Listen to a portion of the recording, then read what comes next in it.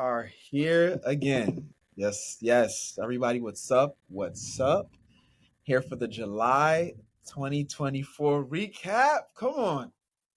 All right, one of these days I really am gonna get the sound thing. I keep doing it like every time, like. But man, I am here with my brother, man, world renowned. Hey, one of the greatest to do it in the 21st century. One of the greatest poets, Carlo Prade. Give it up. Thanks a lot. What's up, bro? What's up, bro? Good to see you in the flesh. Or good to see you in real time. For sure. It's definitely good to see you as well. Those are some hyperbolic words, but it's real. I'll receive it. It's real, brother. It means a lot coming from you. There was a post of mine that you commented under on Instagram, and I called you a fit judge because I really trust your judgment and your aptitude for kind of discerning quality. Appreciate you, man. So appreciate you. Those words resonate. So thanks. Definitely, bro. Thank you, brother. Well, it means a lot to have you here. And we want to welcome those who are listening in right now to the Sweet Somethings podcast, where we hope that you will be able to grow from what you glean. And now we've got a special episode, in store as always. We've got the recaps happening, but man, this is gonna be a loaded one. We're just gonna jump right into something. I remember when we had a poet author on before, we ended with a poem. And we're gonna start with a poem today. But before we do that, we're gonna play a little game. We're gonna play a little game called Guess the Artist. I'm gonna read some lyrics and I wanna see if you can guess which artist this is. All right, some rappers. Let's see. This says plug sending them packs to me. I know what to do with it. $1,000 shoes. I'm walking on a damn ounce. He ain't running up a bag. He's running his damn mouth. Who would you say that is? I think he's more of a newer artist, but yeah, do you know who that is? I've heard that song. You heard that song? Yeah. I've heard the song, but I'm not sure who the artist is. This is a guy named Bossman Adilo, I believe his name is. I would not have guessed that. You would not have guessed that, right? No. Let me go with another one. Okay, guess the lyric. It's give me Lauryn Hill or somebody. Okay. Give me most of that. I'm trying to stretch you. We had chemistry because she was a cancer. What do you say? Give me Common or, We had chemistry because she was a cancer. Thought forever it would last for. But forever moved faster. So who's that? Oh, yeah, chemistry because she was a cancer. Still, I got to pause when I think about her in them damn... You said it, though. It was Common. It's Common. Nice. I'll give you another one. Look inside of my soul, and you can find gold and maybe get rich. Look inside of your soul. Who's that? Mr. Kendrick Lamar. Yeah. Is there? All right, last one. Let's go with haters want me clapped in chrome. It ain't easy. Cops want to knock me. DAs want to box me in. Jay-Z. All right, and this brother, he knows lyrics, but he also knows the words. So if I were to say, hey, now unto him who was able to do exceedingly, yes sir, Ephesians 3:20. Yes sir. Or if I say that the Lord is not slack concerning his promise, but that different versions might say, but that suffering to his word. Yes, he's not willing that any should perish, but that all should come to repentance. 2 Peter 3.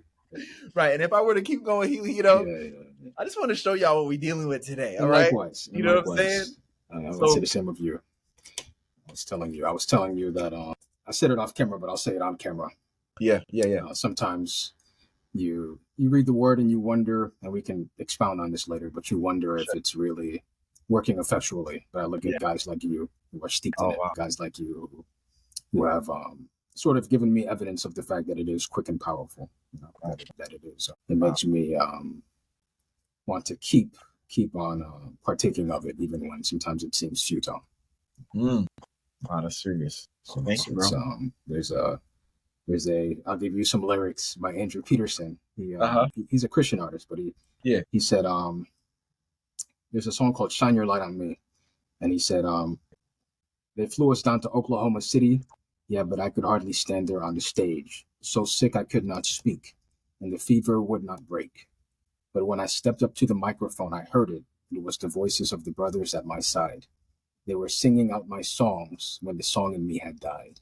Oh my gosh. Isn't that deep? So it's like, That's you have brothers who sometimes when the song in you has died, they're singing out your songs, and they are sort of keeping you going. They're goading you on. So you've been something like that. Just even an example. So I appreciate you for that. right. No, for sure, brother. I'm glad that I could, I guess, be a living testimony. Take some of the bruises to show you that it's real. That's Nah, Second Corinthians 11. I'm Paul playing. talks about Yeah. his credentials, how he like was whipped and Oh, shipwrecked right, and right, right. No, but I'm honored, man, to influence in any way a brother like yourself, man, and as we just jumpstart into this July 2024 recap, man, drop something on us, drop a poem on us today, just to kick it off that may say something to somebody. Somebody could be going through something, you know, or maybe they need a little encouragement to go forward or something like that, or even just some type of something from an experience, maybe a growing, just drop a little something Sure. on us. Sure. So it's sort of along the same lines as what Andrew Peterson's song mentioned. Yeah. Perseverance, right? Perseverance. And this poem is called "In Spite of This." It's an old one, but it's one I think that it's very applicable, to many lives. And I remember I wrote it. I had just had a meeting with somebody the day prior, and that person and I, just to give a preface, that person and I, we went into some deep, deep discussions, and I never had this experience before, but I was woken up mechanically, literally, that morning. It was almost like God woke me up mechanically, Oh wow. and I started writing this poem, and I wrote it from start to finish nonstop, and I've never that experience had not been undergone, up to that point, and so. Wow. This Wow. poem is like a very inspired one. I feel like God was Right. trying to tell me about my situation, and what to do about it. So this piece is called "In Spite of This," and it speaks on just persevering. And Okay. it starts, I know of fleeting geniality and the agony of splinter deals, memories of warmth interrupted by a touch of reality, which so much like winter feels. I know what it is to wish for healing, to see my soul's failure to detain truth it needed, and to see pain superseded by wistful feelings. Hmm. I know what it is to pose the queries. How could I have regarded one who appears now a foe so dearly? How is it that what so sweetly begun ended thus? To see cordiality between souls who professed to love one another deeply become animus, whether by neglect through months and years or affronts severe. If the affronts were by me given, at least the resulting lessons of respect. I've had to come to terms with the absence of one I adored, not so much to see my heart grow fonder, as to bemoan the fact that my heart did squander to please a damsel ill-suited for what in love I afford. Mm. And it's all because of unwillingness to commit, which begs the posing of a rhetorical question with which I hope I can convict. How often do we move on in hopes that what was once perceived as right for us will by replacements be proved wrong? Mm. Unwilling to improve on, how often do we move on? Only to think back on our former positions while wondering if impulse is what we moved on. Aye. I've seen what appeared to be love's fire cease to burn. I've had hope render a grave truth as only half discerned. I've had souls turned, taciturn, passively tell me over time that we were no longer on speaking terms. Such truths my hopeful soul could only be displeased to learn. And if what succumbed claimed immortality from its death has risen, a great social malady called skepticism, which trust is not immune to, which sees no one as true blue, which trustworthiness is impugned by which true claims are all assumed lies, which tampers with its owner's sight so that he sees what boasts of life as something that will soon die, so that he cannot see by dint of vision that it's the miasma of his cynicism, which that very thing is doomed by. And again, I said, if what succumbed claimed immortality from its death has risen, a great social malady called skepticism, prone to irrationality on its protective mission. I say irrationality, for when I feel at all uncertain of what it then becomes so pleased to call a burden, it suggests to me that running helps. And so I fear that what I've known will permit me to know nothing else, for it bids me to say no to what could be pleas of love itself. And yet, loving growth, the dejection I've been mired in, is what I've grown to hate. In fact, I've grown to realize that decisions which will determine whether repression or desire wins are but my own to make. So that's part of this. Yes, sir.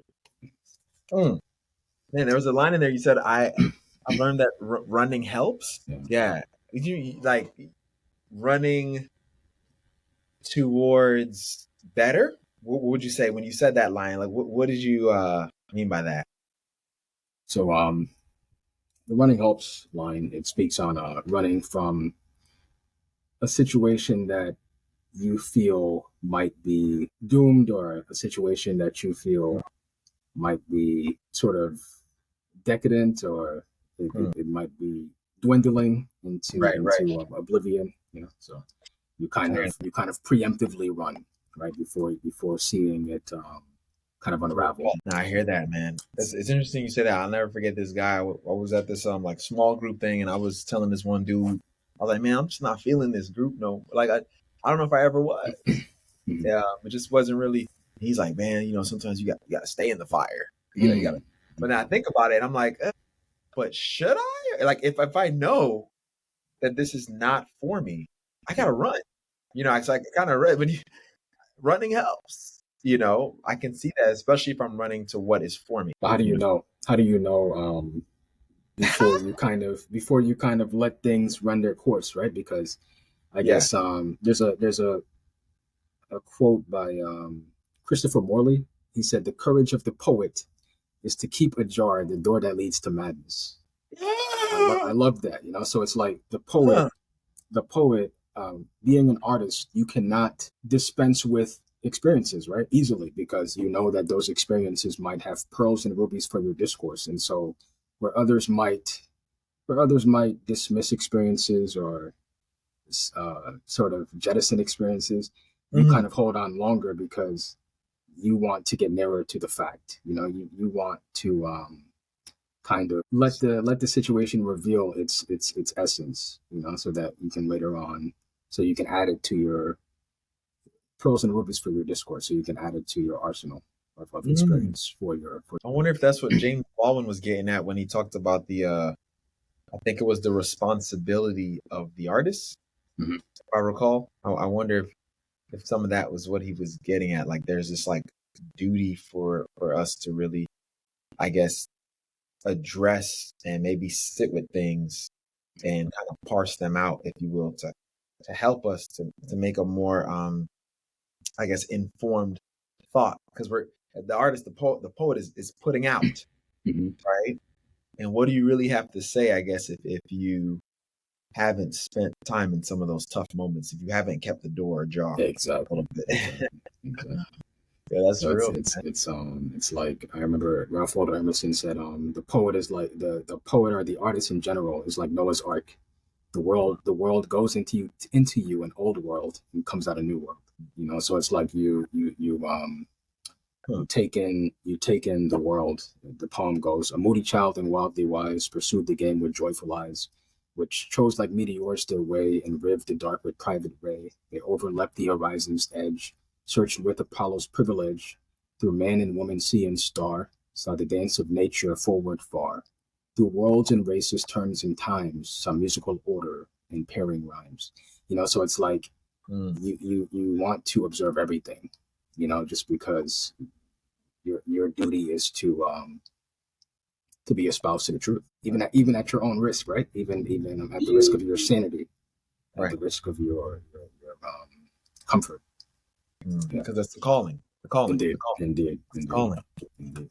Well, hey, man. Well, hey, I'm thankful that we got to do a little recap, if you will, as we jump into the month of July, man. And for those who don't remember or know, hey, Carlo was with us last year for our July recap. So I think you guys should check that out. I'm gonna start posting the links to the one from before, just so people can kind of hear, who the person still is, who they were, if you will, back then, man. Well, hey, let's jump into it.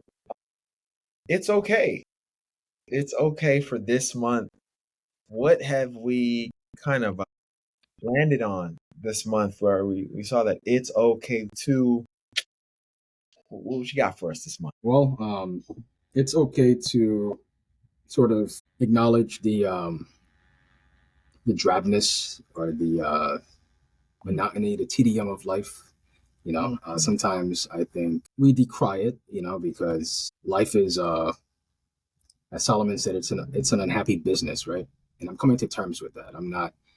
I am lowering my expectations when it comes to sort of experiencing extreme, or deriving extreme pleasure from life. Like I'm just coming to terms with the fact that life is is very difficult. It's not a party. You know what I mean? And Yeah, it's beautiful chaos. sometimes it's hard to come to terms with that. But Yeah.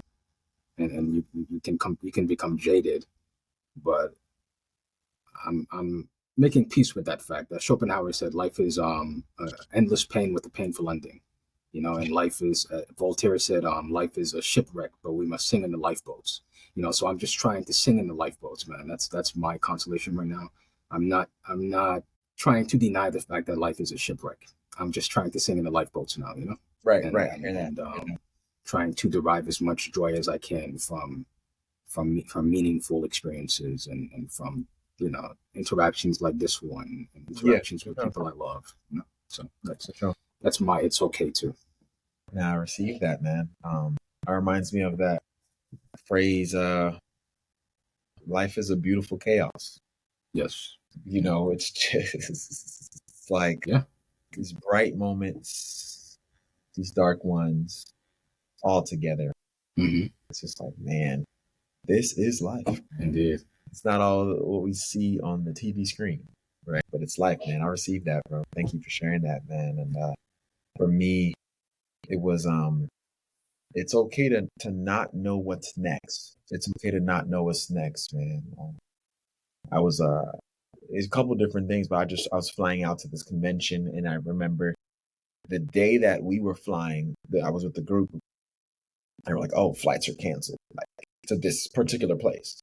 And I'm like, "Okay, well, paid for a convention, paid for the hotel, paid." I'm like, dang, like what's this? Is wild. This has never happened before. Some glitch in the system, Microsoft, right? Whatever.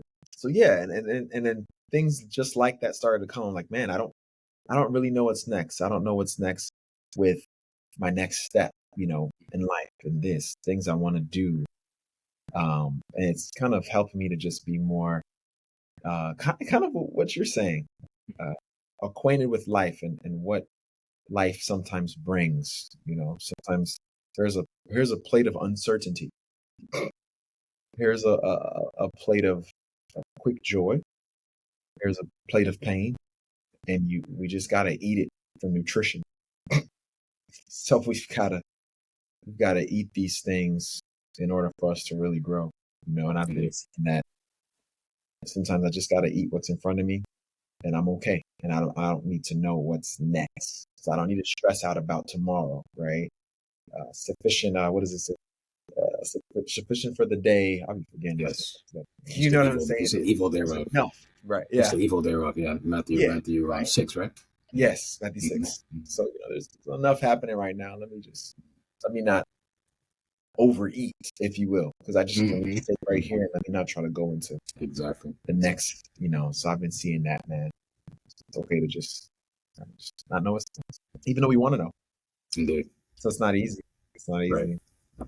So it says in Proverbs, it's the glory of God to conceal a matter, right? Yeah, right. Proverbs 25 is like, it's the glory of God to conceal a matter. So, right. I mean, that's his prerogative, right? It is tough indeed. It is. That's right. But that's right. Flowing. Kind of, It's there's a quote that comes to mind that says, courage is worth 10 times as much. Our courage is 10 times more valuable than any answer which claims to be absolute. That So claims to be absolute. What was the last part?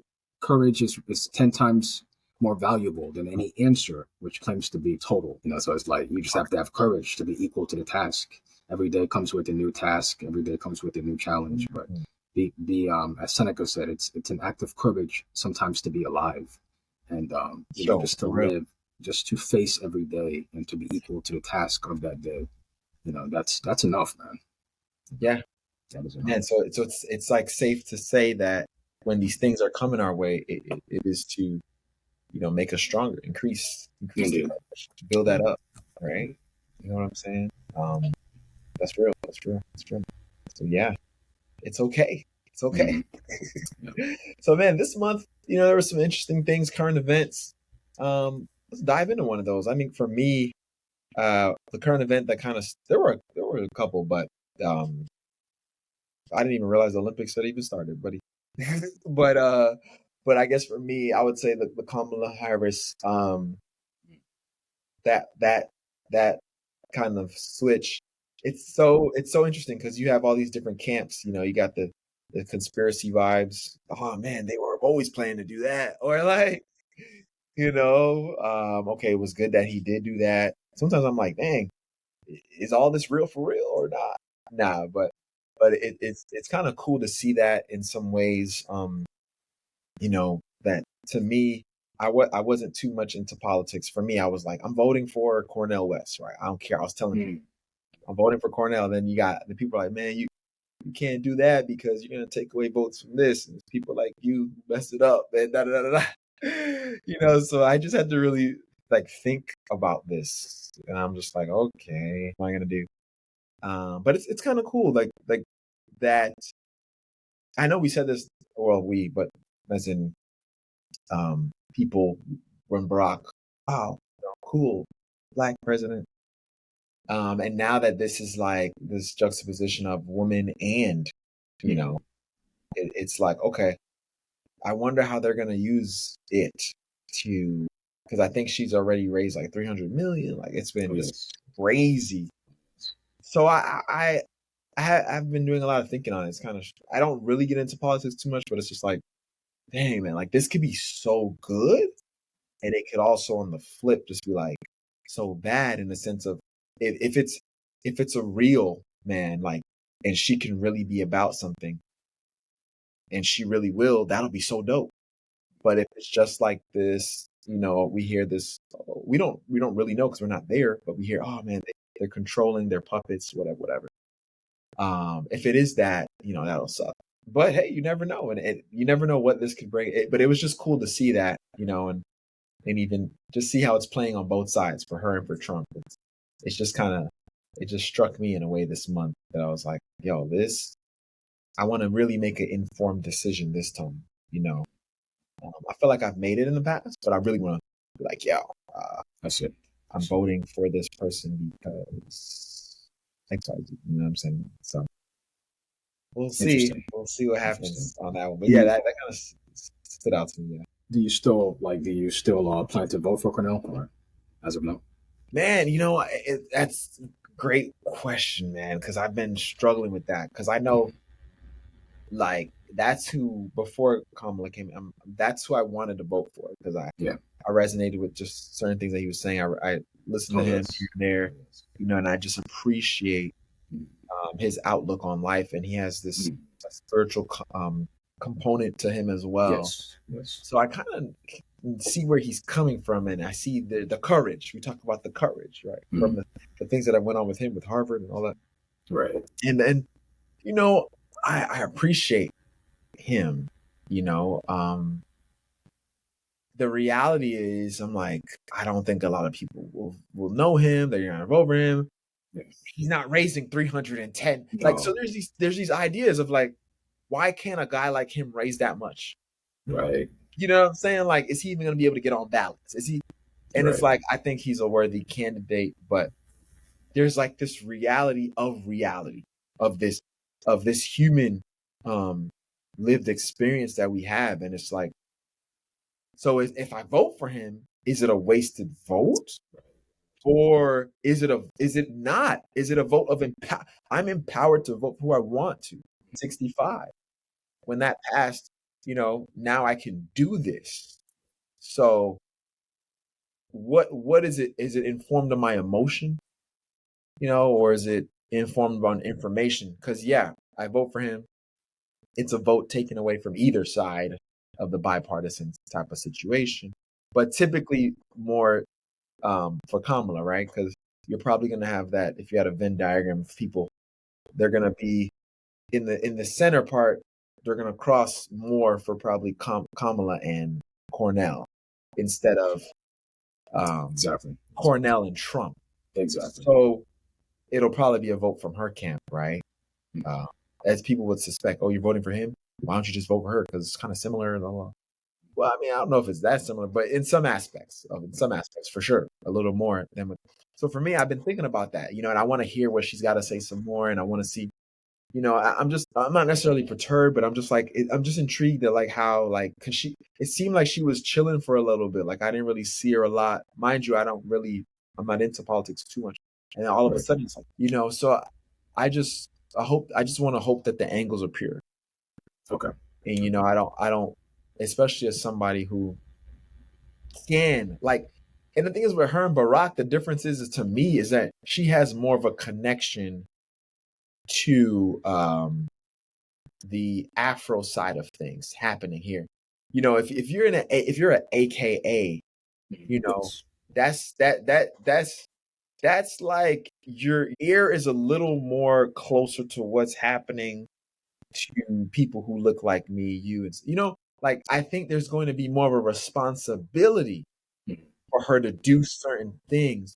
So I don't know how that's going to look because she's in different places, for different groups, and they're going to be like, yo, because if all the black people, quote unquote, black people said, hey, let's vote, like, like that can really, like, even if the white women don't vote for it, because white women, when you look at it aggregately of how certain things kind of go down, they are the ones that be having the power, man. Like Trump won because of them. People they're not gonna really think about that, but they were the ones who really, put him into power, and there's reasons for that and stuff like that.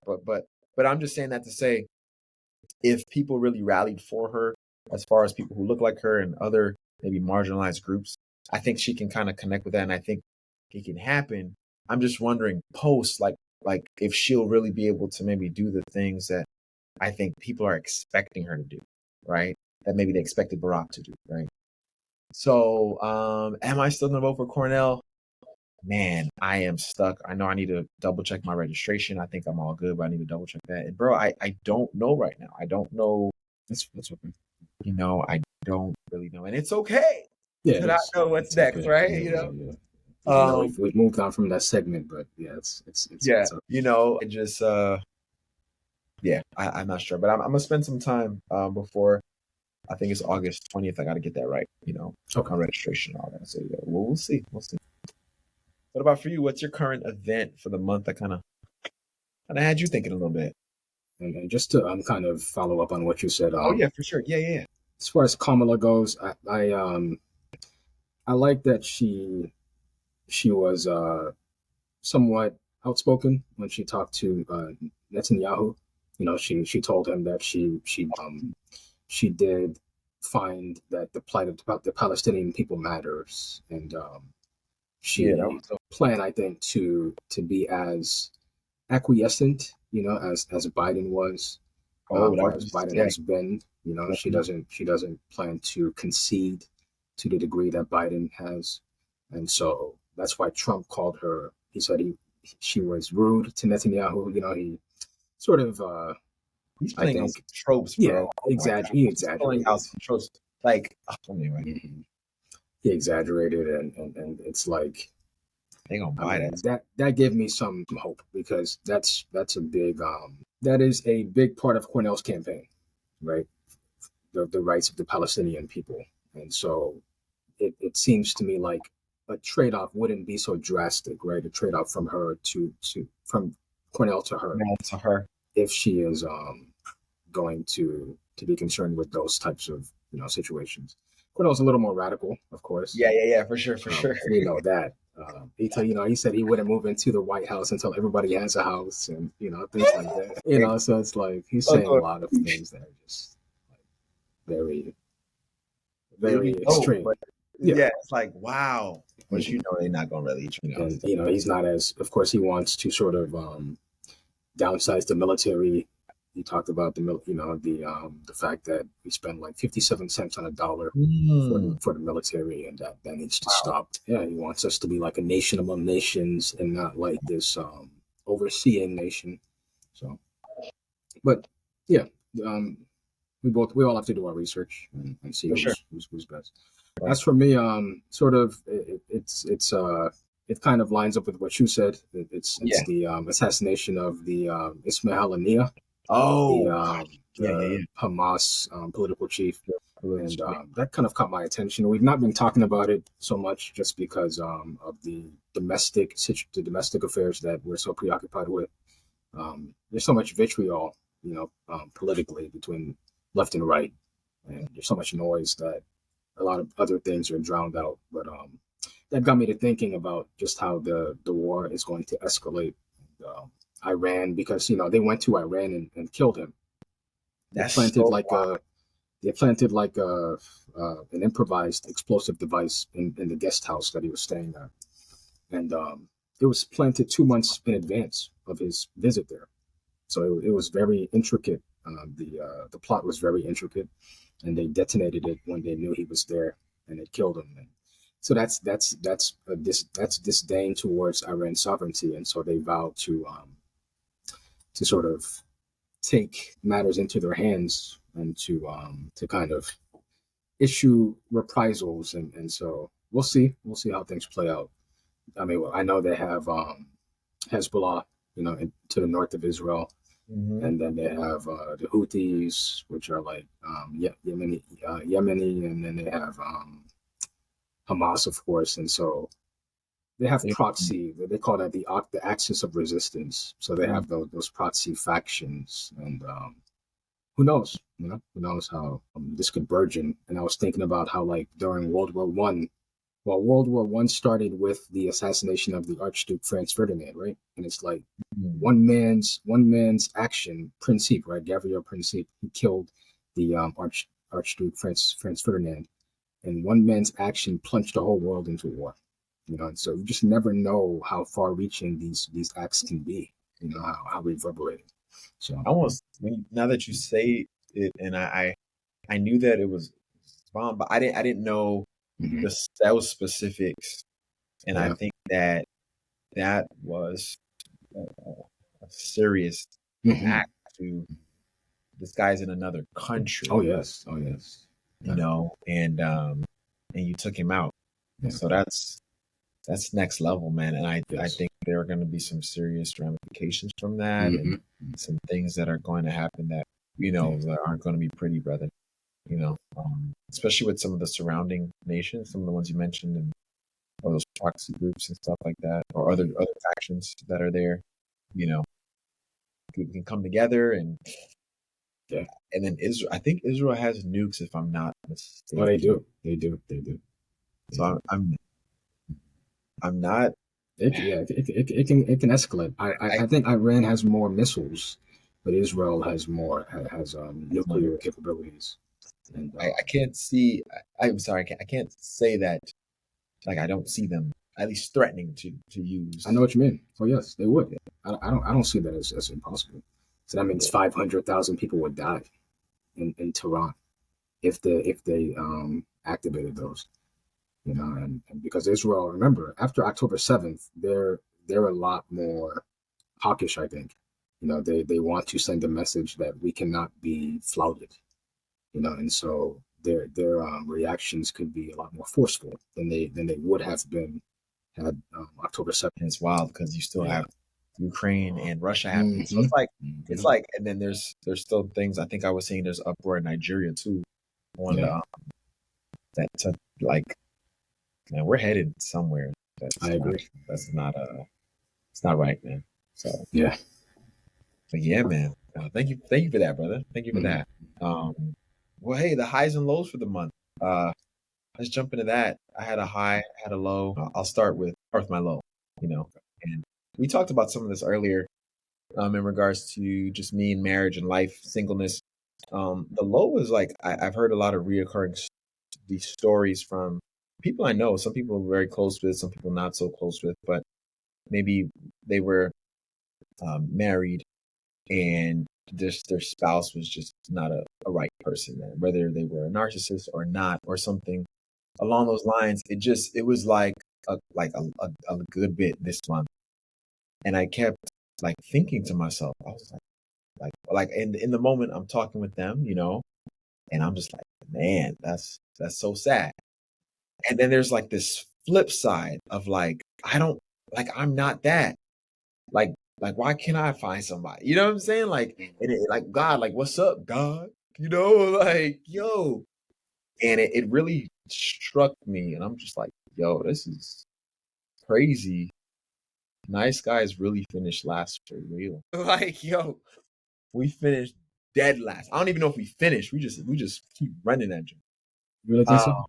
I mean, yo, I don't know. Cause I be like, and these are some wonderful women, like all of them, and I'm just like, yo, they're so dope, they're so beautiful, they're so this, they're so that, and I'm like, how did this guy like, he just effed it up for a lot of us, or it's not even that, or just like, dang, like what really makes this stuff happen? You know what I'm saying? What stuff? Like these connections. Oh, Is it? Is it? It's just tough sometimes when you try to inject the spiritual element into it, and how much you let God, you let go, or you let yourself.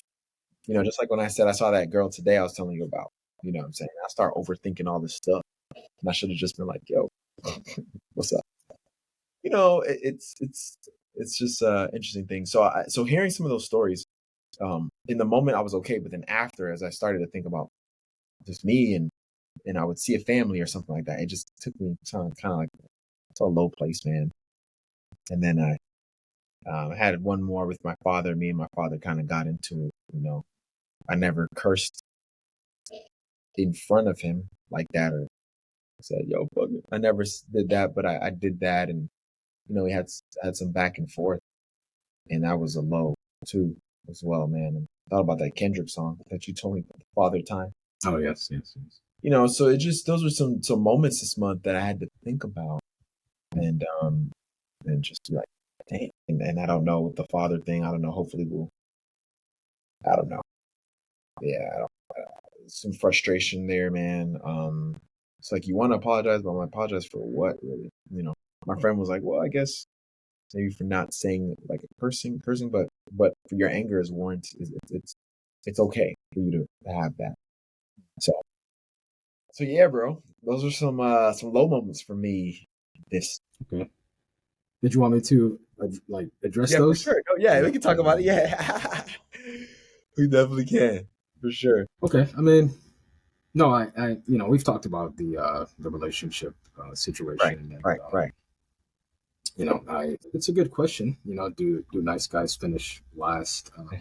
I As far as like the woman you mentioned, I don't know the situations and what they encompassed. However, I will say that I believe they thought those guys that they ended up with were nice, and Hmm. I, what I don't understand sometimes in relationships is like how we kind of have this.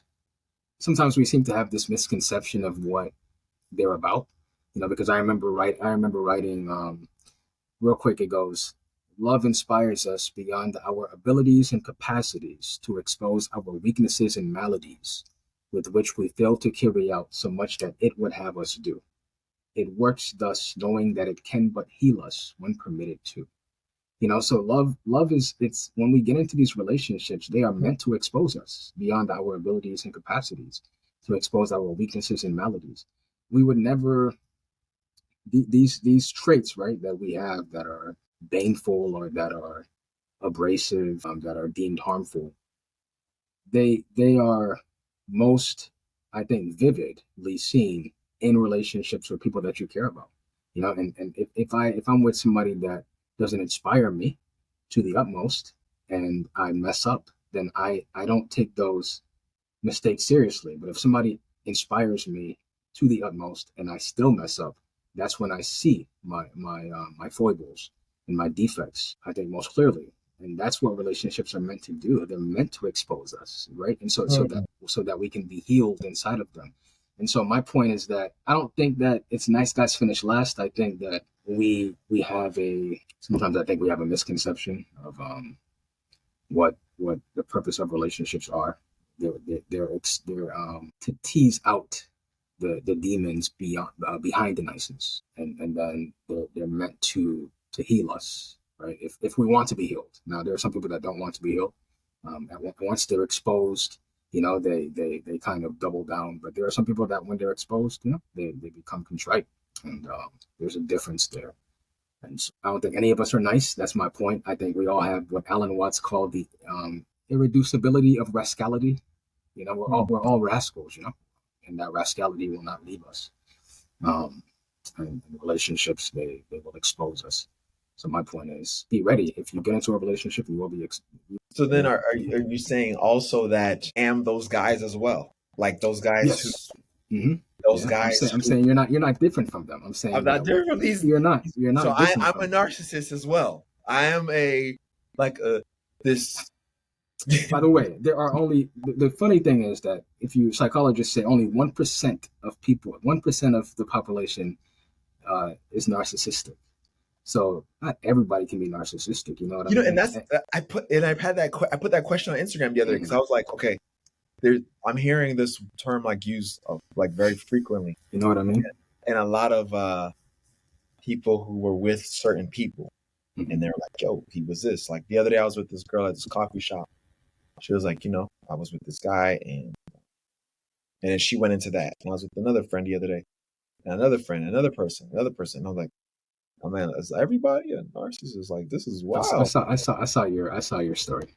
You saw that, right? I was just like, yo, it's just there's way too much. But then back to what you were saying, it's I guess I am that as well, or I am something close, or maybe I'm not who I think I am, if you will, Exactly. If that's the case. So then who really, should get into something? Like, I guess we all get into it with the understanding that, hey, this can go left. And if it goes left, we fight for it to stay right. Yeah. Or we fight to really build ourselves up. We fight. But then I think there's this part that's like, you're not fighting. You're really a crappy individual. And I'm trying on this end. There's some that's people that have that's really, tried and have been that patient, kind, writing, not holding things against people, all that good stuff. And there's some others who have taken advantage of that. That's true. I wonder to the extent how many of us are in this bracket of people that we don't really see individuals. We don't really value people like that. It's all about us. Some in the middle, and some they're really trying to be selfless. At least they're trying to live for others. And when they're in a relationship, it's something in which they are putting themselves second. I mean, look, I'm not saying that there are no right narcissists, and I have also searched myself, to ask to sort of ascertain whether I could be one, because I'm not beyond that, and so, but I've concluded that I've asked God, that we know the Psalm, search me and know my heart, try me and know my thoughts, see if there be any wicked way within me, and you have to pray that, and you have to be not just pray it, but be ready for what may ensue from that prayer. And I just think, yes, there are people that do not want to do better, be better, but I think the vast majority want to be better. I think it becomes so much harder when people they gossip, they because I think that's also something that makes it harder to sort of come back, from a certain point. It's when you let things out related to the relationship, to third parties, and Yeah. it's even the Bible says that work out your situation with yourself, and between yourself and your neighbor, and don't bring it before a judge if you don't have to. And Matthew 18 talks about going to the person himself. Right. But yeah, so the whole nice guys thing, that I don't think there are nice guys. I think we need to disabuse ourselves, or nice women for that matter. I think we need to disabuse ourselves of that notion. You're always going to find things that are not nice. Right. We just have to come to terms with that. Well, you mentioned. I don't know. What do you think about that notion? Yeah, I think that I can see what that phrasing is all about. I think on the one end it's like, man, I'm really just trying my best. I'm really not trying to inflict harm like directly. But it seems like I keep coming up with the short end of the stick. And I think on the other end of like, well, are you really that nice? Is yeah, there's something in all of us for sure. But I also think that there are those who may not.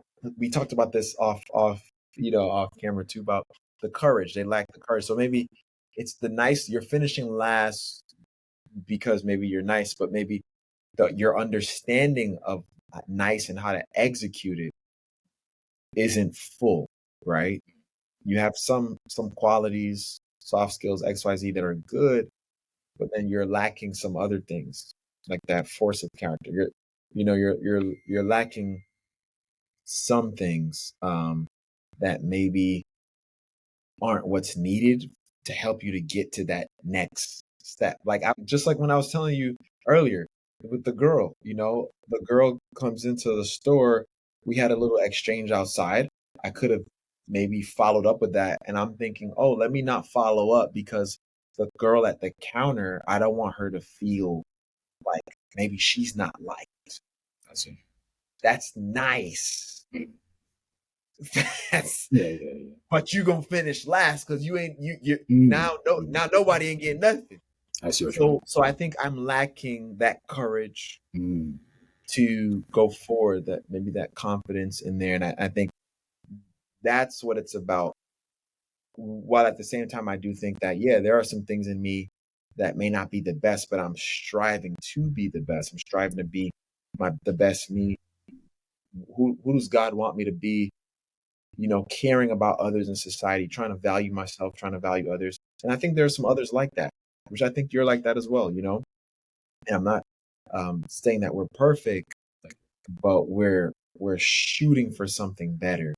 And I think we have to be careful, to while we shoot, to take lessons in how to aim, to take lessons in how to handle the gun. Sometimes we just shooting. And I think with the niceness, you got to couple it with courage, and I think that'll. So a nice guy will maybe not finish where he should because he's doing it at the expense of himself. I think is when I think about both of those things. I can see them both working simultaneously. I see. Yeah. Okay. So that's your low. Okay. Yeah, that was lower than the dad thing. It's funny because my low is similar. My low is well, it's linked to my high. My high is that I finished a third in my lifetime, a third reading of the Bible. From like front to back. And, it's that's a dope. Yeah, it's nice. It's very nice to do that. And I think it was Fosdick. Henry Emerson Fosdick, he said that the Bible, we never outgrow the Bible. It deepens and widens with our years. Sure. So, you learn that truth. But then it goes, you wonder too, like, is this, the more you read it, the more you wonder, why have I not changed more? Why am I sort of stagnant? Why do I feel stagnant at least? Or why do I feel as though that didn't do that much for me? We talked about how the word is quick, right? Alive and powerful yeah, you wonder. It's like I don't really see my change coming. Like Job 14 says, right? My change will come. Job said it before Sam Cooke, right? My change will come, and you you really wonder if that's true. And I remember you had a story, and you said, I'm paraphrasing, but you said something to the effect of, "Does deep work create deep anger?" You see, Yeah. because it's like the more you do, the more you expect, and so it's like I've really steeped myself in this thing. Sometimes I feel barren, right? And it says in Philippians 2, because yes, you could say, well, you have to. Some people would come back and say, well, are you doing the work? Are you making the efforts? Are you doing the ministry? But it says in Philippians 2 that He works in us to will and do. Right. So we have to expect He's working. He has to work too now, and He that has begun a good work in you will perform it Right. until the day of Christ. And you Psalm 138, of course, in verse 8, right? As you pointed out to me, He Yes. will perfect that which concerns you. These things, it's like the more you read the Bible, the more, and the more you experience God, the more sometimes you have to be braced for the sometimes the concomitant disappointment that comes with that. It can be anticlimactic. At the end of it all, the effects of it can be anticlimactic because you're expecting this grand transformation, this grand shift. And Yes. sometimes it's very slow to come. So my consolation has been Habakkuk. Habakkuk. It's funny because that was like one of the last books I read, where he's different from the other prophets because the other prophets, right, they came to the people with God's words, whereas he went to God with the people's questions. And he, of course, he had to ask God about Babylon's power and their ascendancy and their domination. And God told him, hey, though the vision tarry, it will come. Write the vision, make it plain, and though it tarries, it will come to pass. Babylon will fall. Babylon will fall, and just the arc of the moral universe is long, but it always bends toward justice, right? Like MLK said. Oh, And right. and then Habakkuk. What's interesting is that it ends with the with the well, in the third chapter, there's a verse that says, "Though the fig tree, the olive tree, and the vine will not blossom, yet I will trust in them." So even though you don't see the fruit, you don't always see the fruit, but trust. And I'm trusting, even though I don't see the fruits sometimes, because I know that the alternative is nothing. I know that a life without God is like a long math equation that equals zero. And so I'm not. I don't want my life to be a long math equation that equals zero. And, My gosh. I've experienced enough of God to know that this is like the best, the best, Right. even though, sometimes it doesn't seem to be. I know that he that clings not to him that says I am, ultimately will not be. And so those have been my consolations. It's hard though, man. Very hard sometimes. For You sure. expect more of yourself. You expect to be further along. Yeah. There's this I'm looking for this guy said something to me, and it kind of reminds me of what you're saying. He says, God plus nothing equals everything. Mm. Everything minus God equals nothing. Wow, I like that. And I was like, okay. So I hear you on that, man. And the word, reading through it kind of helped you to question like everything. Like, okay, like God, you're there, right? I know you're there. And it's like, what am I seeing? What's happening? And I do think it's seeding something in us that may take some time to it's just this slow seed of growth, you know, but it's kind of cool that we get to ask those questions like, man, like what's going on, bro? Like I remember the other day I was going into this room as a chaplain and I'm going into the hospital, this one room, and I was like, does anything happen when I come in here? Like get it. What's like if I'm not here, does the situation stay the same? Okay, I can be here, ministry of presence, maybe the prayer or something. But like why isn't she getting up in that on the bed now that I'm here Interesting. as somebody who's supposed to be connected, as someone who's reading the word, who's supposed to have this experience with God. I'm like, Right. so I see those wrestlings, of like, okay, as we're going deeper into it, I think there's this one side of like, the more we read, the more we see ourselves as how God sees us, right? And it's like, okay, so I may exercise us and move in a certain way that I didn't before because I'm understanding more of how God sees me in grace. And but then there's this other side of like, as we're getting deeper, shouldn't more be happening, right? Like you're saying, like shouldn't and I'm just there in the room, man, and I'm just like did something happen since these guys from the people getting healed off their shadow? See what I mean? And I'm just like, exactly. I gotta have the faith, because on the other side, I'm just like, dang, what does it have to? So I resonate with what you're saying, bro, because it literally hit me yesterday. I'm just wow. like, dang, like why? And then I think the patient got worse. And I'm just like, and then you go, well, maybe it's because I got the sin in my life, so let me not sin. And then it's like, well, not really. You do this or you don't do this. It's tough, man. It's not. Again, that goes back to the courage thing, right? It's like Courage. It's worth more. It's 10 times more valuable than any answer which claims to be total or absolute and or ultimate. And I heard somebody say, God has a lot to answer for. I love that. You know what I mean? Because sometimes we don't realize that he does have to sort of, or he will account for these things. He will account for these misunderstandings. He will account. Yes, he will account for the disappointments. And it's like God has a lot to answer for. Why did X, Y, Z happen? The Odyssey, right? The Odyssey. Why do bad things happen to good people? Good, yeah. It's gonna be online. Oh my goodness! Like, yo, I remember this time. Dope, man. Dope.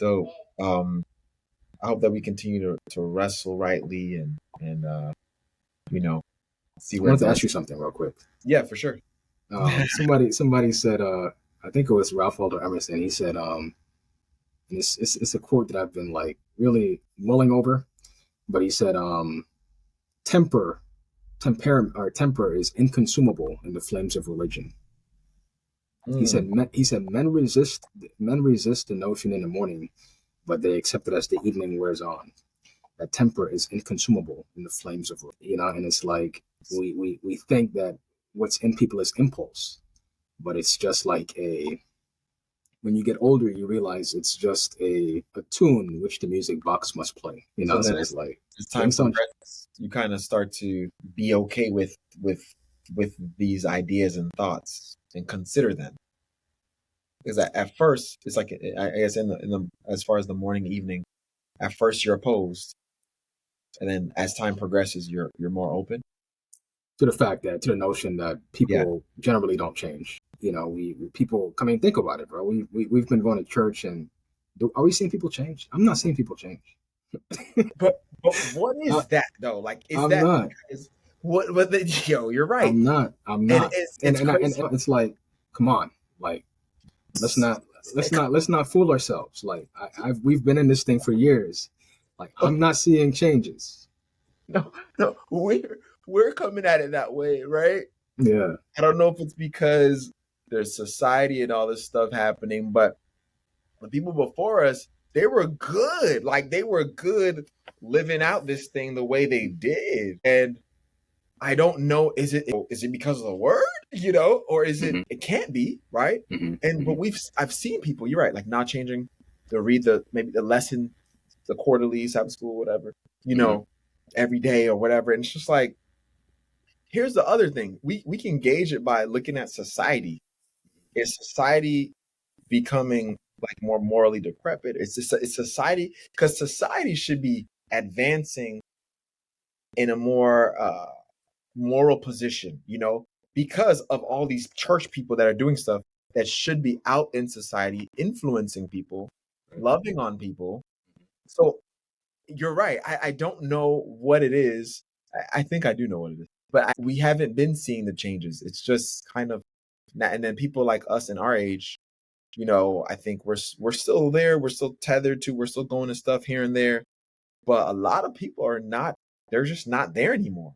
That's so I think true. they've said, That's so I'm true. good. Like I'm good with you guys like living this out. I think society has a lot to, because I think some of the societal notions have infiltrated the church. Some some for good, some for bad. Some have helped people to be like, yeah, if that's not for me, I'm good. But then on the one end, it's like, dang, you're not gonna try to help out, stick it out, and then it's like, well, how long do I got to do that for? If this stuff that you're presenting isn't active, it's not something. There's a disconnect with what you're saying, what you're presenting, and what's happening maybe through the week. Like, and it's crazy when you really think about it. It's like, dang, like, It can be discouraging, man. And again, I start with myself. I start with myself. I look huh, at my own history, and I'm like, yes, there have been, of course, you get wiser, and you learn how to deal with your foibles. You learn how to harness your power better. You learn how to, to be more patient and, I guess, more equanimous and poised. And modifications, I will admit that modifications take place, but I okay, wonder sometimes has there been like an essential, like a truly essential change, and how deep has the change core, really been, core. in proportion to the work that I've done, in proportion to the degree I think to which I've availed myself to sort of God's power. Wow, yeah, Yeah, to the core, right? My gosh, that's some stuff we got to parse out. Ooh, we'll have to have some July point 2.1. You know what I'm saying? Yo, well, let's jump into the high then, and then before yes, we're yes. gonna jump into our themes. So what was the high for you this month? Well, I you said mentioned it. it was tied together, I think, right? Yeah, I That's mentioned it. right. It was the finishing of the Bible, like That's right. Okay, for the that's third right. time. All that came with that. So I'll Okay, listen for gosh, yours. the low and high mixed up. I feel that. Mhm. I feel that. I think for me, my high, man, there was a couple, but I'm gonna save it to the themes. But there's one high was that like I was driving like the company, like one of the company trucks, and like I was like, so basically there's this area where the trucks are. You feel me? Like there's a small gate that you have to drive the truck through because it's like a concrete slab. Then there's an open fence next to it, and then there's just like dirt in front of that open fence. So you're driving. So from the street, I'm driving through this small fence into a yard. Think, oh, Crest Memorial Church. You remember that church? Do you remember it? Crest Memorial? Yeah, No, church I in their haven't. park. But yeah, but anyway, so you're driving in to this like, let's say I'm on the street driving in. Mm-hmm. There's a small fence. It's like super small, but enough to drive the truck through, like a big box truck. There's a concrete slab. You drive the truck over that and you park it. Like I said, next to that, there's an open fence with there's just a cone there. And one day I was like, man, I ain't trying to open this little gate, bro. Like honestly, it's tedious. I'm gonna open the little gate, drive the truck through. I gotta close the gate. Let me just drive on the side. Let me just drive this thing straight through because there's it's open. Let me just move the cone, drive it through easy. You feel me? You follow me so far? Yes, I am. Man, I drive the truck through and and I'm like, yo, this is so wild. Yo, it gets stuck in the dirt. And I'm just like, yo, this is nuts. You're like, okay, this is a high. So it gets I know. And it's coming. It gets stuck, yo. And I'm like I'm putting wood on the joint. I'm trying to get it out, Caribbean mind, trying to figure out all this stuff. And it just goes deeper, man. It goes deeper. And I'm stuck. I'm just like, all right, God. Like, and I think it's funny what we just talked about. It's like, here's an answer, in a sense. I'm like, God, yo, this joint needs to get out of here, bro. Like you're God. Like you got to do something because I ain't trying to go back and hear nobody's mouth. And I'm also not trying to go back here. and hear my own thoughts of knowing I should not have done that. Right. And this one dude had told me before, hey, don't drive over there. Mm. You know what I'm saying? Mm. And I'm just like, yo, honestly, I'm your child. Like, I'm a kid. Mm-hmm. Yo, handle this. So this dude next door, he's there, and I'm just like, yo, y'all got like some like a shovel, wood? Can y'all help me out? I need to get this joint. Like, start shoveling the dirt, but nothing that we do works. And his brother comes, and they're helping me out, man. And it just gets crazy. I get a chain. I gotta pull out the truck with another truck. Nothing's happening, man. And I'm just like, God, man, you gotta work it out, man. So it just works out where they help me out. I'm gonna just leave it at that. It works out where they help me out, and we got it out. Okay. It worked out to where they helped me out, and we got it out. You know what I'm saying? Can't go into all the details, but it worked out as they helped me out, and we got it out. And I was just looking back like, yo, that was a God moment. Because there's no way, like the timing, like, and the lesson, there was a lesson in that, man. Where I was just like, yo, if you know what to do, bro, just do it. And I was like, oh, it's raining. My excuse was, it's raining, so let me just go this way. When it was like, all you needed, be patient. All you needed was a couple seconds to save you. The seconds would have saved me all of that time. And I'm like, yo, but I'm thankful that the dude was there and his brother was there. His brother's a truck driver, so he kind of has a little. But it just showed me, man, sometimes the impatience, it can take us into to these moments where we're digging ourselves deeper into the dirt of stuff, you know. God, I want a wife. I'm impatient. Let me go get it in right quick with this. You know what I'm saying? Yeah. Let me go. But that was a high because I was just like, I was like, it was like if I was high. Like, I'm not even lying. I'm just like, man, wow, he did that. So going back to what you said earlier about the whole, like, when we're reading, are the changes happening? You know, sometimes I think it comes in ways that we don't see sometimes in the immediate, or we don't see within ourselves, but sometimes it's like there's a greater extension to God now. And when we look back at certain things that are happening, we can look back and say, like, there's no way that I would have been able to be successful if it wasn't for you. Got it. There's no way. And I think the deeper we go into the word, the more access it's giving us to him, helping our understandings to happen, giving him more access to us, to allow us to fall so we can fall forward. Because he could have been like, he could have convinced me not just open the dang gate. He could have, his power could have helped me open the gate. Right. You know what I'm saying? And not drive over there. But he said, you know what? Let me let him do that so I can show him what's up.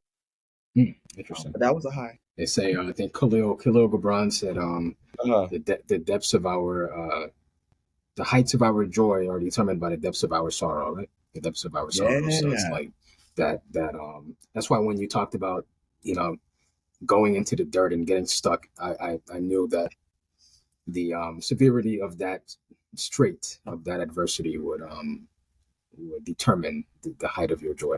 So I was waiting for you to. You waiting for that to disclose that? Yes. Man, the but God moment. You know? Yeah. Awesome. Well, hey man. Well, let's jump into our themes before we land the plane here for the month. You know, these are some reoccurring things, guys, that may pop up maybe a couple times, and we're like, yo, what does this mean? So what were your themes for the month, brother, that popped up, or themes that kind of were hitting you over and over again this month? My theme is just one theme is okay, one theme. Yeah, what is that? Yeah, so is it two or one? Either. You could whatever flows, you know. Okay. If it was just one that was, you know, reoccurring, or it could be two, you know, whichever. So one is friendship, you know.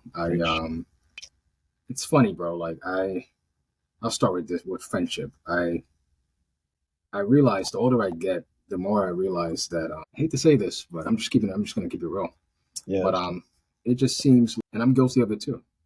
But it seems like our capacity for friendship has really dwindled. You know, it has really. I mean, just generally on a broad scale, you just see that people are not. You don't see many true friendships these days. You know, like people that really care about that care about their Yeah. friends, and you know, it's almost like people. We're all becoming like misanthropic, you know. We're all like becoming tired of human beings. You know, the more you like consume social media, and you kind of get an idea of the zeitgeist, you just realize that apathy and indifference and you know, coldness is just running rampant. And I remember Schopenhauer said we're like we're like porcupines, right? We can get close enough to each other to keep each other warm, but not let's not get too close, or we might prick each other, you know. And so it's like it's hard to like get really close, you know, to people Wow. these days. Wow. It's almost like people approach to avoid you, you know, and they say they want to talk, but they don't really want to talk, you know. Dang. Yeah, we often get that. Let's meet up, you know, let's talk, but nobody really wants to talk. Let's be real. So what do we want? I think we're just becoming more and more. I think maybe social media had a part to play in that, where we've seen too much of each other. We've lost some respect for each other. It's like, as a philosopher said, friendships are made up of wine and dreams, and not the tough fibers of the human heart. You know, and I remember even writing a poem about this. You know, to stillborn friendships. It goes, I expected much of our interplay, but too often the exchange of high was its peak. Though it betrayed a dormant strength because we never spoke at length, our promise-filled alliance was weak. To a quiet deceit we both succumbed, while excited to meet, we spoke as glum. Thus between pretended apathy and deterred speech, there extended very gradually an incurred breach, interposing between two souls, each predisposed to esteem the other, while fearing that social tragedy was on the heels of interest piqued. This act is one I look upon as one who too withstood strong bonds which tempted me in vain. So when you ask me to explain what I've learned of friendships that died promise filled, I'll say that two people of minds alike, with fear of pain and pride to fight, can only truly bond at will. You know, and it's like we don't want to bond. We don't have that will to bond, you know, and I'm realizing that. Even in family circles, you know, it's like For sure. I don't I've see seen it more prevalent in family. in families, yeah, families too. It's like we in the church. It's like that what Christ said is true. You know, it's like because iniquity will is so widespread, the love of many will wax cold. Wax cold. Yeah. You know, and that's what I'm seeing. It goes to the whole self-sabotage thing we talked about too. You know, yeah, we talked about that. I think a lot of people are self-sabotaging too. So that's something I've been thinking about. What I've done it myself. You know, I've cut my own enjoyment short to preempt glees of an essence of curtailed in defense, and often chose to abort what proved resistant to stretching. I'm not curious about what might be. I've said goodbye prematurely when greetings began to sound less than lively from beings that I feared would not always adore me, choosing to kill in advance truths which to my eyes seemed distant to slip from my hands. I've summoned hell to what seemed fleeting heaven. I've heard that tides can possibly be changed in war, and that bleak prospects often brighten, but never stick around to see. For from shrinking heavens, which house gradually tainted blessings, I fall as lightning, and not to earth, but on a coward's sword, leaving a body to find for advancing but unworthy soldiers of time.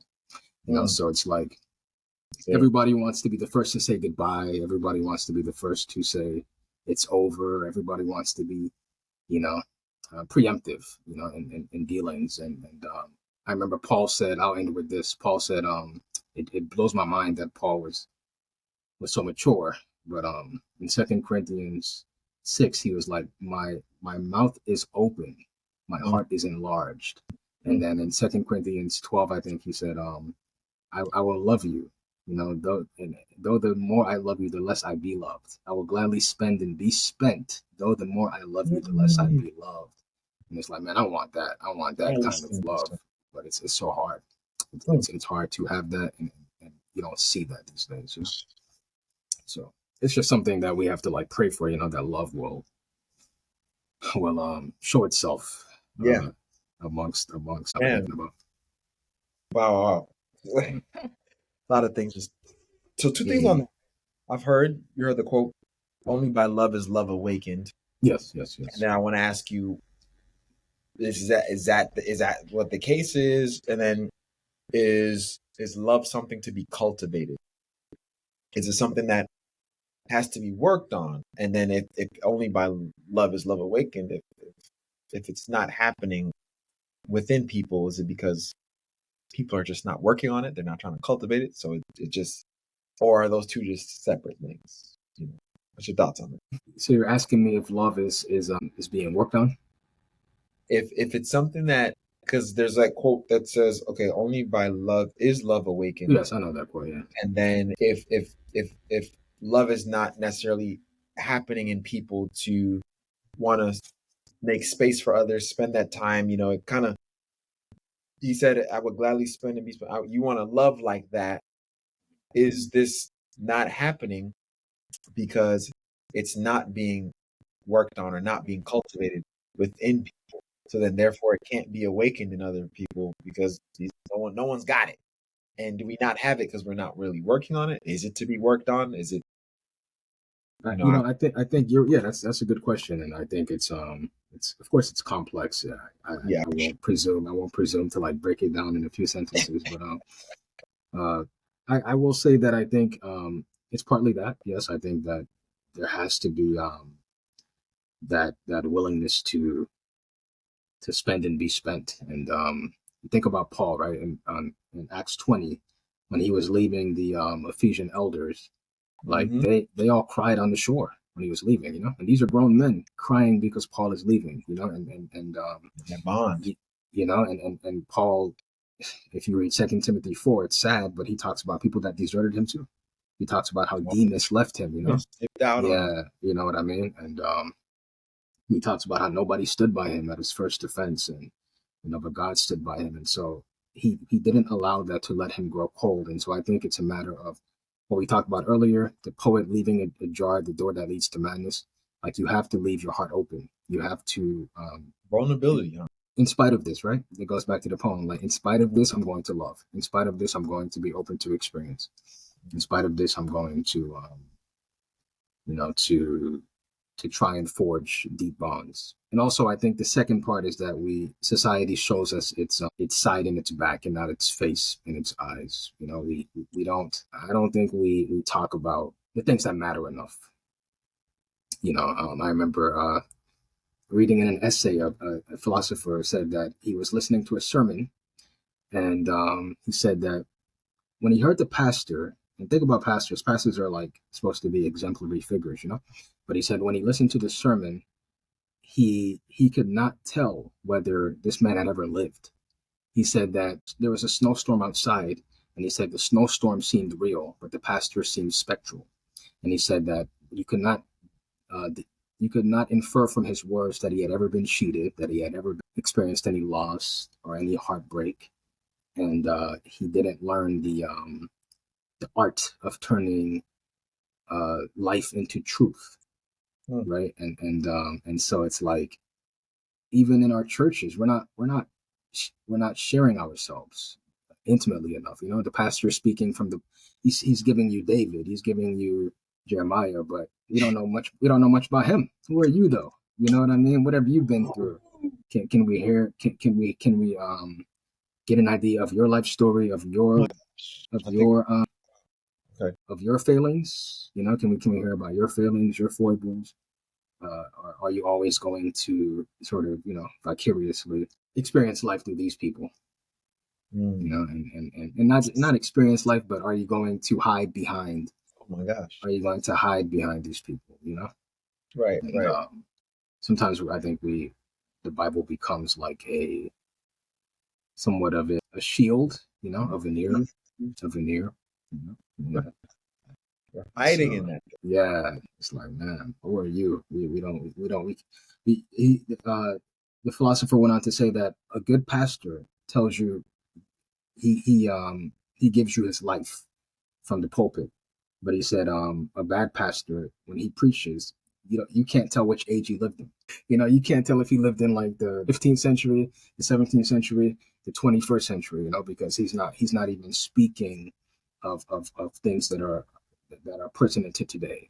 He's not giving you his life as it has unfolded in his day. So, Wow. and I think that too is a barrier to intimacy, because pastors are priests.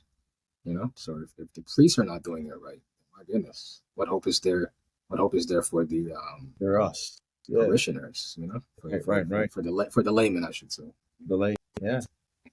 So, Yo, that's real, man. I think some of it has to do with how we see ourselves, how we appreciate ourselves, or the lack thereof, and it inhibits how we should smoothly and lovingly do that with others.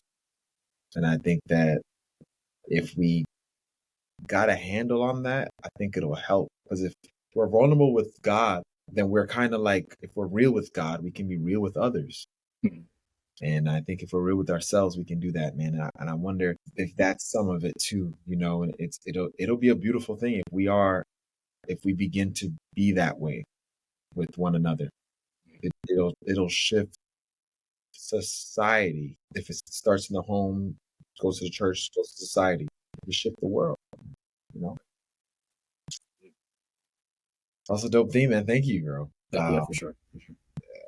For me, I kind of had two themes. They're very short though. One was about financial literacy and just how that kept coming up. And I just saw how illiterate I am financially, even with having a finance degree. It's just the way how to use money, how money works.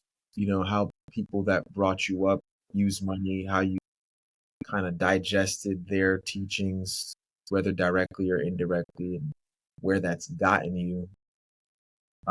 It's been something, and I've been having to think about where to put this, how to put that. Oh, this is popping up. This is happening. Do I have money? And I'm not trying to stress about it, but it's just like, dang, this is crazy. Yeah, money does make the world go around for real. But I think having a good relationship with it is really beneficial. And I'm trying to really better myself in regards to that. So that's something that kept popping up, man. And, seeing who you could even lean on. Because when money gets into it, it always gets a little fuzzy with people. So can I lean on you for a couple $100 and I'll just pay you back? Do people lean on me for that? Like, dang. And I have the heart, but I don't have the help sometimes, I don't have the means to help people like I would love to. And I'm just like, sometimes thinking about that, like, what lengths do I have to go to? Should God just give me money? Like, did he just give Abraham money? You know what I'm saying? Like Adam, it's interesting for me. So that's been something that's been coming up. And the second thing was just about this idea of trust. And I kind of, you said we were talking off screen and you were like, you realize one of the calling, what you're supposed to do. And I finally kind of got that for me. It's not necessarily position, but I call it it's HYJ, and that's to help you journey. I think I'm here to just help people journey, in life. I've been kind of seeing that throughout this month, different calls that I've received, just in regards to different things. And people trusting me with certain things that are happening in their lives, and to just be a safe, confidential space for them. And I'm like, dang, like it just hit me. I'm like, I feel like this is why I'm here.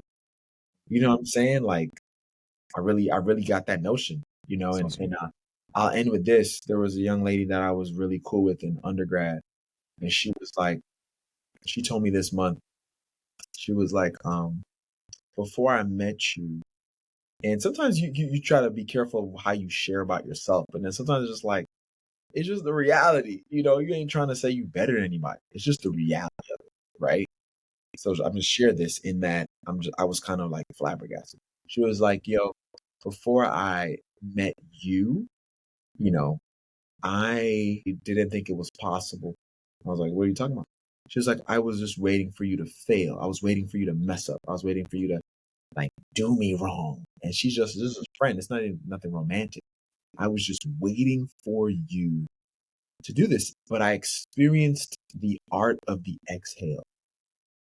And I said, okay. She said, I was able to finally exhale and breathe. And as God showed me that here is a man that is a solid dude. He's not trying to, you know what I'm saying? He's not gonna just hurt you maliciously. She's like, all these guys I knew in the church, this is how they were. And then she said after that, God began to show her other men like that it's possible. But he allowed me to be that forerunner, if you will. And I look back at that. This was 14 years ago. She's telling me something now from 14 years ago.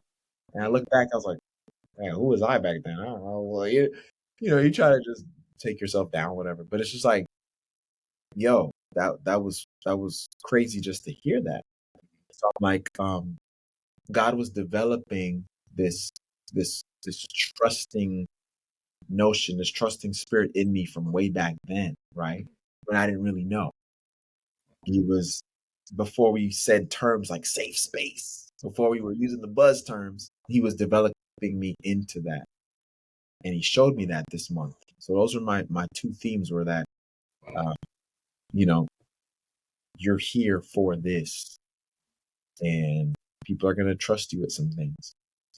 And looking back, I'm like, man, now I'm looking back, I'm like, damn, yeah, it was. I see how that's a real thing. And then also the financial literacy stuff. Man. So yeah, those are the things for the month, man, that kind of hit your boy. You know? Like that's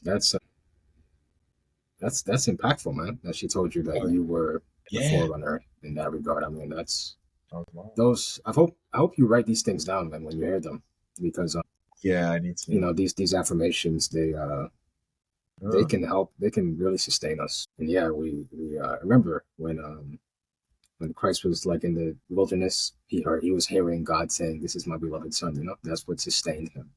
Right. And so right. Just to that kind of affirmation, I think can really empower you. And it's wow, that's why I'm here moment. There's a song by James Taylor called "That's Why I'm Here," and when you said that, when you said that song came to mind. Gotta check it out. Yeah, I'm gonna write that down. Yeah, and that's also so why that's also impactful is because I'm also noticing like a chasm between men and women, you know, and so like people like you know, you can sort of be a healer in that regard, you know, because we're it's almost like it's becoming. I think it's just becoming utterly pervasive, you know, this spirit of, I think, animosity between men and women. For sure, that's a big social media thing. It's designed, you know, it's by design, and so this is something that the powers that be, you know, they are trying to orchestrate, right, those chasms between us, and so for you to have served that purpose is monumental. It's deep to break in. Yeah, thank you, man. Sometimes I look back, I'm like, dang, God, did I? But I'm thankful that to be used like that, you know. Yeah, man. So we'll see how that kind of continues to develop and see where that goes, you know. So yeah, brother. Man, this has been a riveting conversation. This has been good, man. Yes. You know, we were able to really deal and talk about some things, bro. And I'm excited to as always, as I've been blessed these last couple of months to re-listen, and God blessed me with another person to be here and share themselves with. And this is what you were talking about, the intimacy, the sharing of yourself, and hopefully people can glean so that they can grow, you know, from what was shared here today. So I want to thank you, bro, for being a part of this episode today for the July 2024 recap. For sure, man. Thank you for again making yourself available to people like this, because you know you put together the platform, and you know, for so many voices to coalesce, and you mentioned how, you know, 14 years ago you had this impact on the young lady, and I'm sure that even this podcast, is going to have a resounding impact just for years to come. There's a I'll end with this quote. There's a Indian poet. His last name was Tagore, and he said, he that plants trees, knowing that he will never sit in their shade, has begun to understand the meaning of life." And it's like when you because it's like 14 years ago. You don't know, even when it's your last day, that there will be reverberating impacts, and effects that your life will continue to have, even after you're gone. And that's just a token of that, the fact Right. that something from 14 years ago is still impacting this young lady. And you're somebody that I appreciate you putting yourself out there like this, and giving people the opportunity to do likewise. And you used to put out, I remember 2017, you used to put out like those devotionals. Oh yeah. And yeah, you're full of, you're full of light, and full of insights, and just in depth, man. And it's rare for somebody with this much, with as much depth as you. Well, I'm not flattering you. I'm just saying, somebody with as much experience, or with as much richness, to be also so kind, also so gracious, also so humble. It's the same for you. That's the crazy part. That's God. For sure, bro. Yeah, He's really allowed us, both of us, man, to experience some things and do some things, so we can, I guess, not disseminate discord, but truth and love. And the same sentiments I say towards you, bro. And I pray that God continues to water what's been seeded within. You know what I'm saying? And I'm looking forward to seeing where He takes you, and how many will be blessed by the things that you've done, you're doing, and what you will do. You know what I'm saying? And I can't wait to get, like, I feel like I don't know when. I've had a dream about this the other day, when I had a dream that I was on the TV, the show Breakfast Club, and I was just putting out my people stuff. I was like, yeah, I got it. My boy Carlo, my girl Courtney, my girl Tam, like everybody that's been on the podcast, like just promoting everything. I feel like that's so. I can't wait to, whether I'm a part of that moment or not in some way, but to see God just continue to widespread what he's been doing through the special giftings, that He's given. And it's crazy. It's crazy. And I'm thankful that you dropped some potency on us today. You know what I'm saying? Through the cast. So thank you, brother. Thank you, man. Keep in mind, man, when we get discouraged, that the years teach much, which the days never know.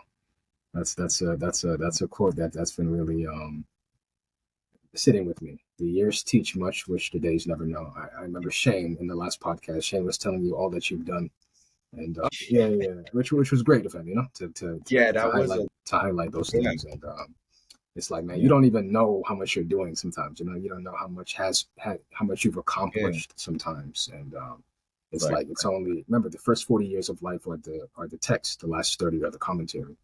So it's like, you're going through the first 40 right now.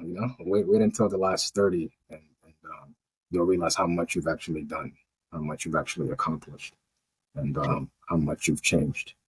I received that, man. And I'll end with that. We can't let anyone dictate our pace or dictate what we think our contributions have been, to life and to society and stuff. It's just us and God, for real. Yeah. So yeah, man. Well, this has been dope, bro. Yes, indeed. Just want to thank everybody for listening today to the July recap 2024 Sweet Somethings episode with our brother Carlo, man. Make sure you guys, I'll send some links. Make sure y'all go pick up on Amazon. You can get More Human Than Wise and Layers of Meaning. Two dope books that I've had the pleasure of reading and spending some time with, and I think that you'd be blessed through them as well. Actually, I still got to finish More Human Than Wise, actually. but yeah. Please do that. And thank you again, Carlo. Thank you. Definitely, brother. Well, we will see you guys on the next Sweet Somethings podcast. We hope that you have gleaned so that you can grow. God bless.